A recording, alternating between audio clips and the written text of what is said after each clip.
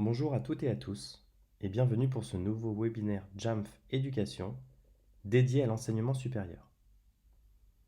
Nous verrons aujourd'hui comment assurer la conformité des appareils Apple avec Microsoft au sein d'une université.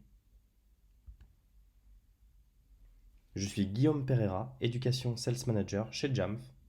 J'aurai le plaisir d'être accompagné de Mathieu Castel, système ingénieur chez Jamf pour la France. Et nous aurons le privilège d'avoir le retour d'expérience de l'Université de Lorraine à travers son pôle de compétences Apple.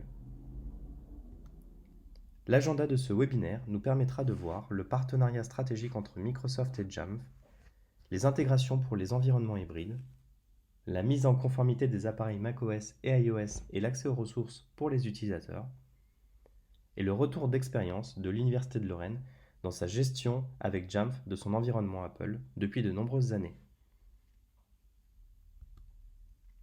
Avant toute chose, qui est Jamf ? Jamf est un éditeur qui aide les organisations à réussir avec Apple depuis 2002 et particulièrement dans l'éducation. À travers nos différentes solutions, nous permettons aux organisations de gérer l'authentification, leurs appareils et la sécurité de l'ensemble de l'écosystème Apple. Avec Jamf Nation, les IT managers peuvent accéder à une des plus grosses communautés d'administrateurs Apple dans le monde. Plus de 47 000 organisations font aujourd'hui confiance à Jamf pour gérer plus de 20 millions d'appareils Apple.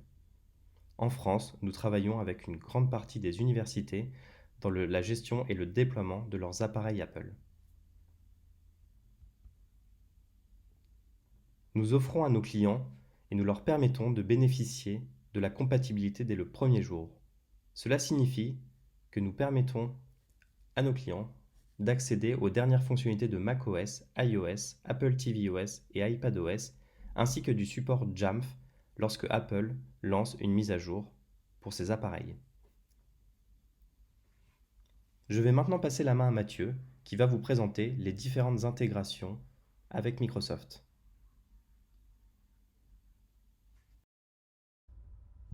Alors zoomons plus spécifiquement sur le partenariat qui lie aujourd'hui, et puis l'intégration aussi qui lie aujourd'hui Jamf et Microsoft.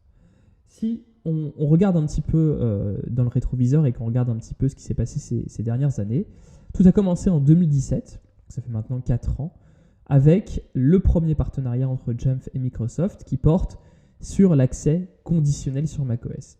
Nous y reviendrons dans un instant.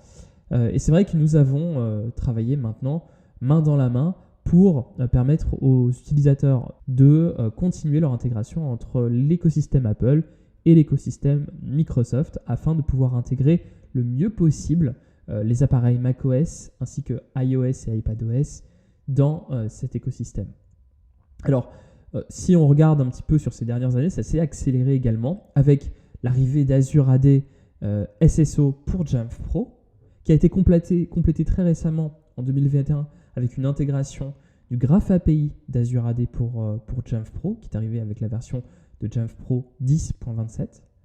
Et puis nous avons également l'arrivée de Jamf Connect en 2019, qui est un grand changement, un grand bouleversement, puisque Jamf Connect permet la synchronisation entre Azure AD et les comptes locaux macOS, qui permet d'avoir une compatibilité très intéressante.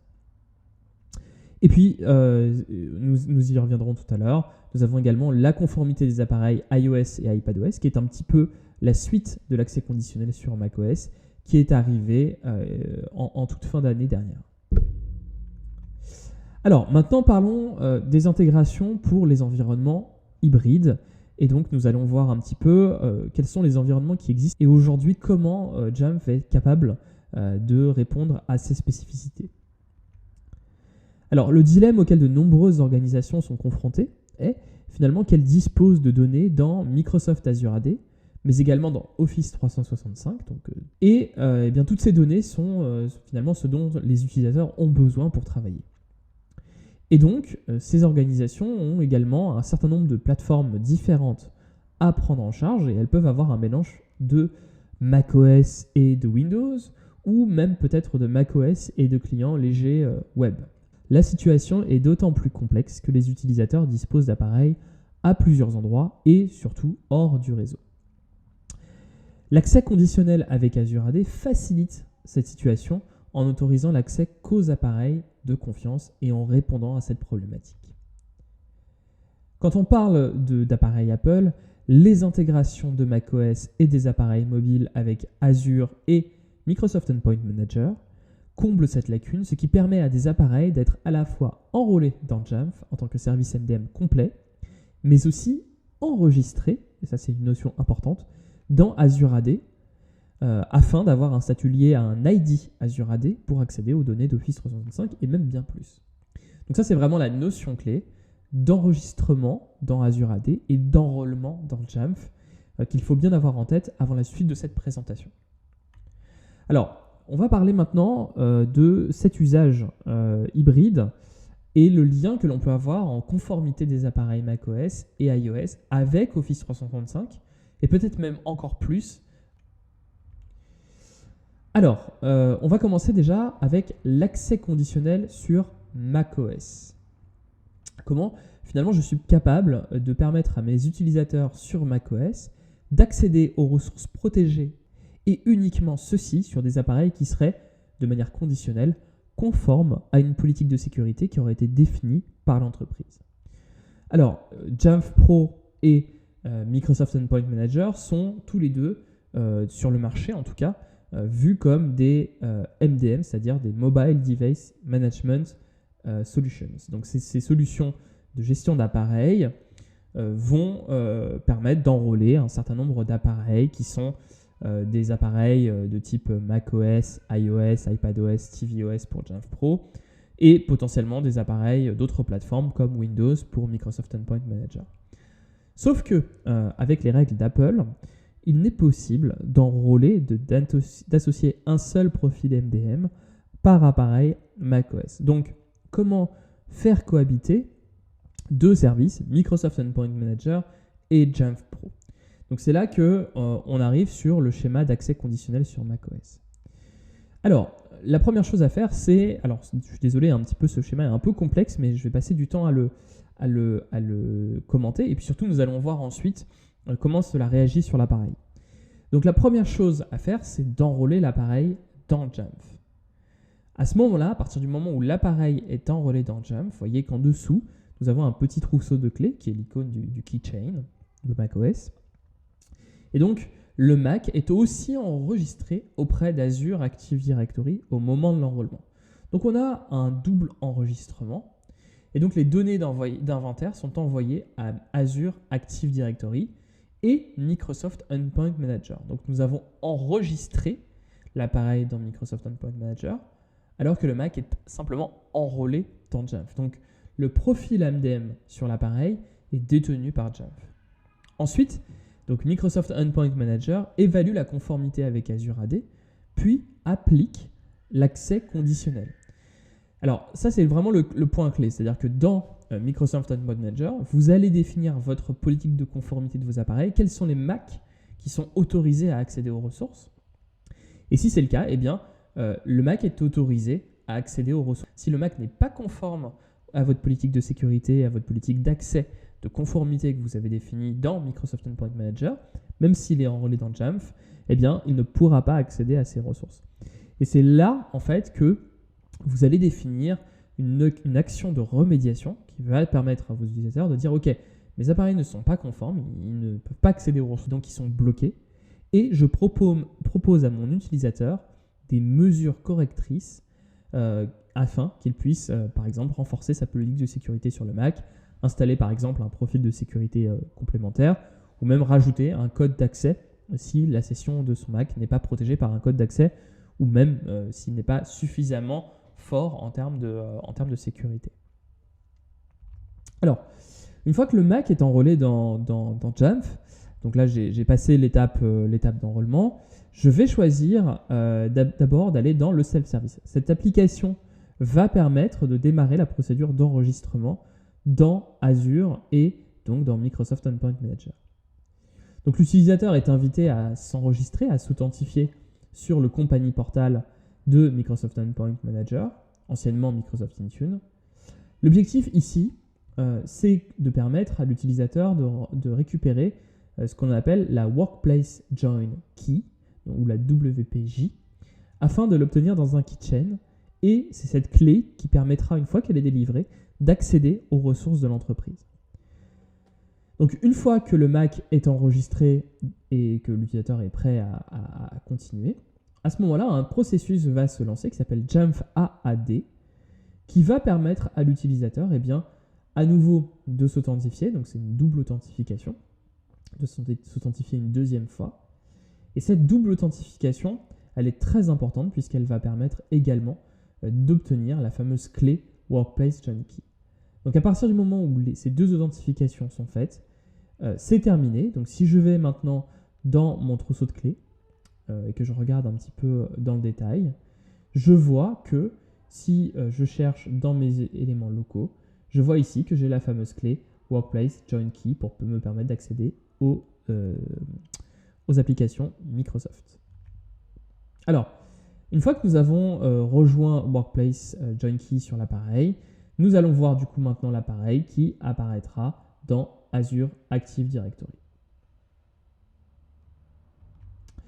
De retour sur Jamf Pro, les données que Jamf Pro connaît sur l'appareil grâce au processus d'inventaire régulier, ce qu'on appelle les check-in réguliers, seront envoyés automatiquement à Azure et Microsoft Endpoint Manager, qui va les utiliser, qui va utiliser ces attributs pour calculer la conformité de l'appareil.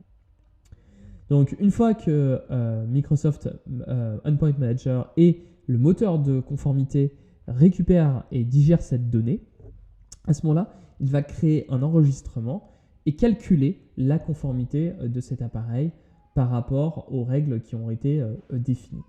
Donc ça aussi, c'est un point important pour permettre de vérifier. On voit ici, il y a une petite case verte qui dit qu'il est conforme, pour permettre de vérifier si l'appareil a bien accès aux ressources dans Microsoft Endpoint Manager.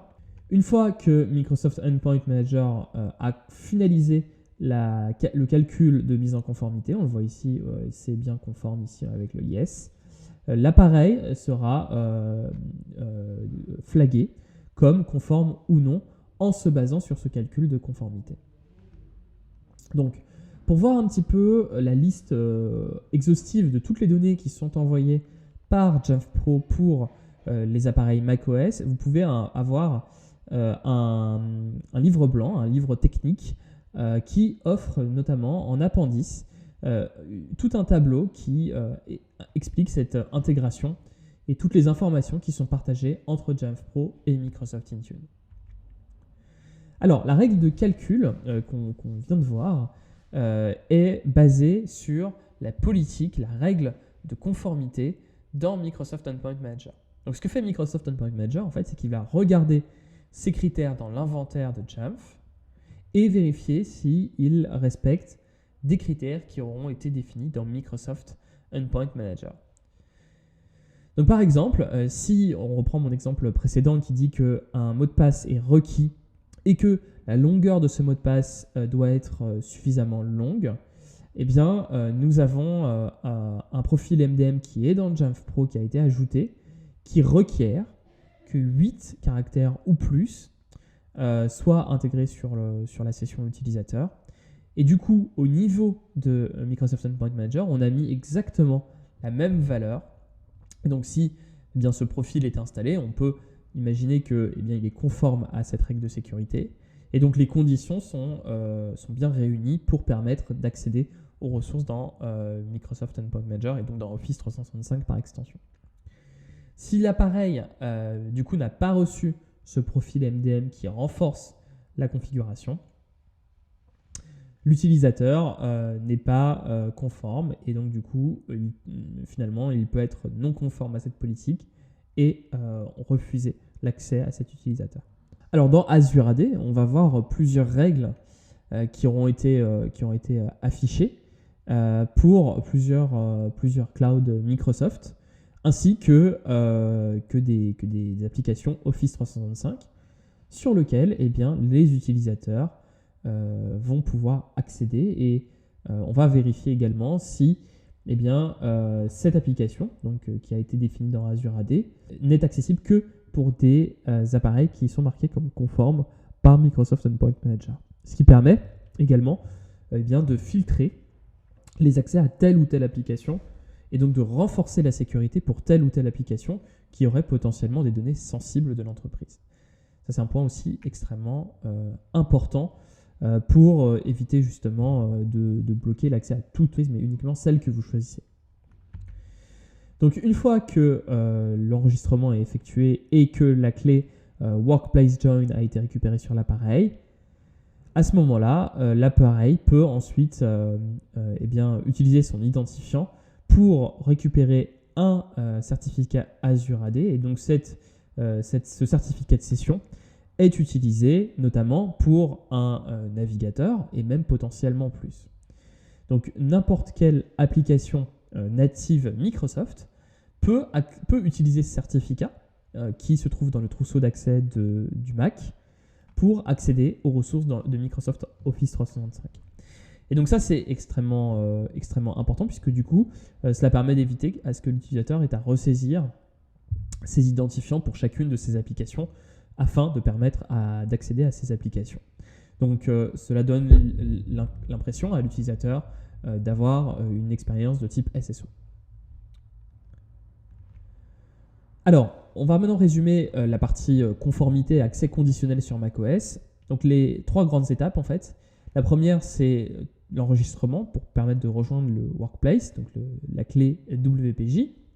Donc une fois que le company portal de Microsoft Endpoint Manager et la règle Jamf sont exécutés, donc cette règle qu'on a vue tout à l'heure qui permet d'enregistrer le Mac dans Azure, la clé WPJ va être récupérée sur les Mac pour permettre d'identifier l'appareil en tant qu'appareil de confiance sur Office 365.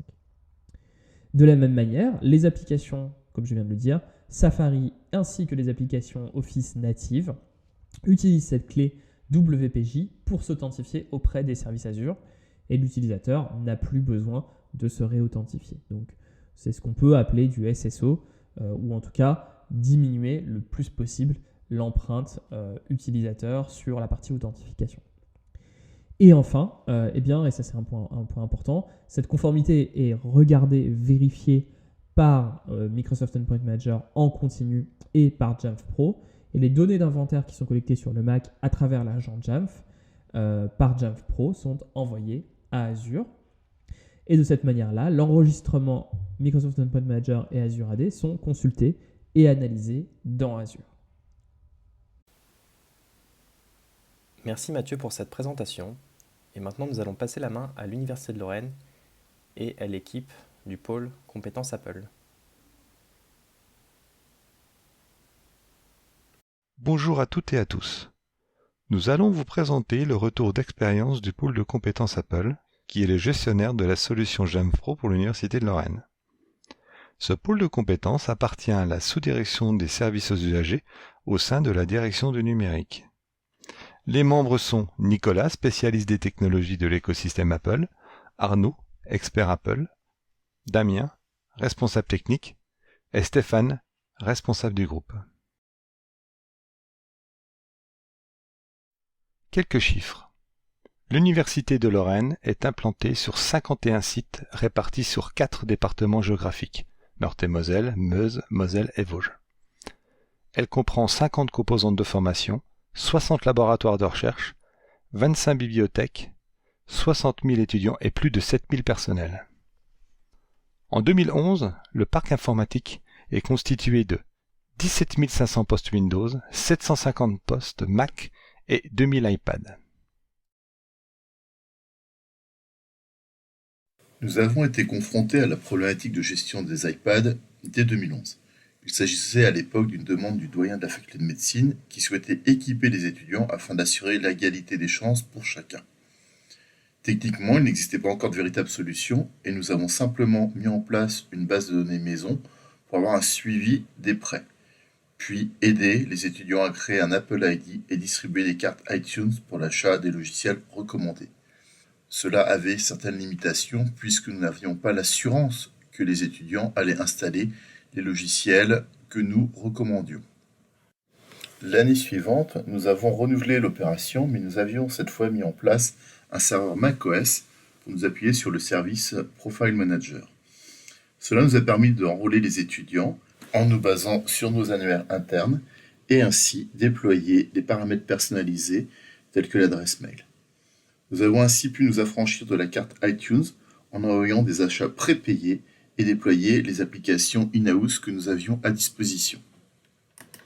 Pour ce faire, nous avions préparé chaque iPad à l'aide d'Apple Configurator et déployé un webclip qui permettait d'aller directement sur la page d'inscription du serveur. Par la suite, le projet national d'évaluation des étudiants des facultés de médecine, CIDES, a été lancé. Nous avons alors acquis une flotte d'examens et des chariots de transport. Il nous a également fallu réfléchir sur un nouvel usage des tablettes pour y apporter la notion de sécurité nécessaire pour garantir la validité des examens. Nous avons donc fait usage de profils un peu plus avancés afin de pouvoir passer en mode application unique et utiliser des réseaux Wi-Fi dédiés. Même si Apple Configurator permettait tout cela, nous savions qu'il fallait aller vers quelque chose de plus efficace, un MDM, un gestionnaire de flotte mobile réseau. C'est à partir de 2015 que nous avons mis en place Jamf Pro sur un serveur Linux dédié à la faculté de médecine.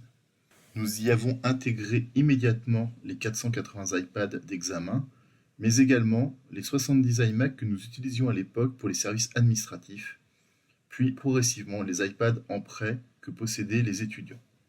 Nous pouvions ainsi modifier rapidement les configurations des iPads et mettre à jour les applications sur les postes de travail.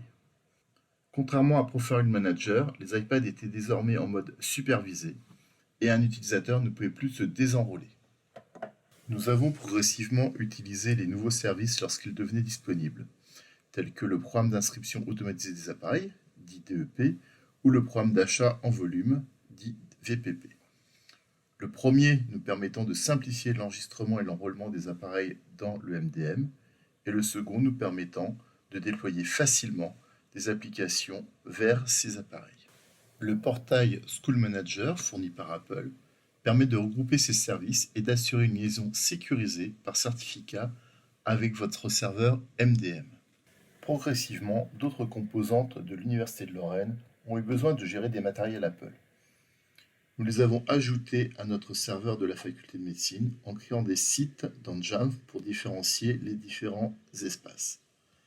Certaines composantes ont créé d'autres comptes School Manager et d'autres se sont greffés au premier compte existant. Avec l'expérience, nous conseillons d'utiliser un compte School Manager unique. En 2020, nous avons totalement revu notre architecture pour fournir un véritable serveur central universitaire.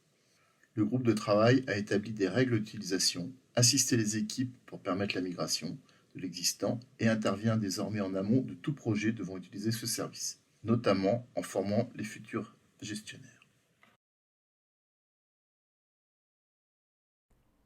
Notre parc aujourd'hui est composé d'environ 2000 tablettes et de 82 Mac. Les iPads sont principalement utilisés pour des examens, pour de l'enseignement spécifique, du prêt dans les bibliothèques universitaires ou lors de manifestations et salons. Concernant nos Mac, ils sont la plupart utilisés dans des salles informatiques où l'on procède à l'installation automatisée de ces postes, l'installation de logiciels et d'un bureau étudiant pré-préparé, c'est-à-dire que le dock est paramétré avec les applications demandées par les enseignants et les montages réseau. L'installation automatisée nous sert aussi à préparer des postes d'enseignants et éventuellement l'installation d'applications provenant du Mac App Store sur les postes. Le tout est bien sûr possible grâce aux outils Jamf tels que les outils DEP, le Prestige ainsi que le VPP. Ça nous facilite l'administration. Par exemple, une tablette peut changer de profil facilement en quelques clics. Notre infrastructure Jamf est composée de 3 machines virtuelles hébergées sur l'infrastructure VMware de l'université. La première machine contient l'appliance Jamf en version de production. Notre deuxième machine, l'appliance Jamf, qui nous sert pour des tests, du développement, etc. Et enfin, la troisième machine, sur un VLAN spécifique, la base de données des 2 premiers serveurs. Le tout est bien sûr branché à l'Active Directory de l'université afin de déléguer des droits à des équipes d'informaticiens ainsi qu'à l'Apple School Manager.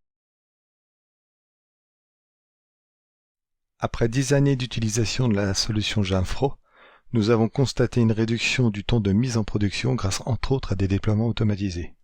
Elle nous a facilité la gestion du matériel Apple, comme par exemple l'installation des apps et les mises à jour. Cette solution nous a permis d'avoir un contrôle permanent du matériel, ce qui est très appréciable. Il est à noter que nous n'avons pas eu d'incident majeur avec l'infrastructure Jamf. Les problèmes mineurs ont été rapidement résolus par le support technique. Nos attentes aujourd'hui se tournent vers une simplification du modèle économique et de la centralisation du chiffrage des licences au sein de l'université. Nous souhaiterions également voir naître une communauté universitaire francophone où nous pourrions partager et échanger des informations, astuces et bonnes pratiques autour de Jamf. Et enfin, quand cela arrive, avoir des alternatives aux fonctionnalités aujourd'hui malheureusement abandonnées par Apple, comme par exemple le clonage par le réseau. Merci Mathieu, et merci à toute l'équipe de l'Université de Lorraine pour ce retour d'expérience très intéressant. En résumé, ce webinaire nous aura permis de voir le partenariat Jamf et Microsoft pour la gestion des appareils Apple, les différentes intégrations pour les environnements hybrides, la conformité des appareils macOS, iOS et l'accès aux applications Office 365, et bien évidemment le retour d'expérience de l'Université de Lorraine avec Jamf Pro. Vous trouverez différentes ressources complémentaires accessibles directement sur notre blog jamf.com/fr, à savoir des webinaires, des retours d'expérience, des livres blancs qui vous permettront d'aller plus loin sur la gestion des appareils Apple avec Jamf. Nous sommes maintenant disponibles pour répondre à toutes vos questions.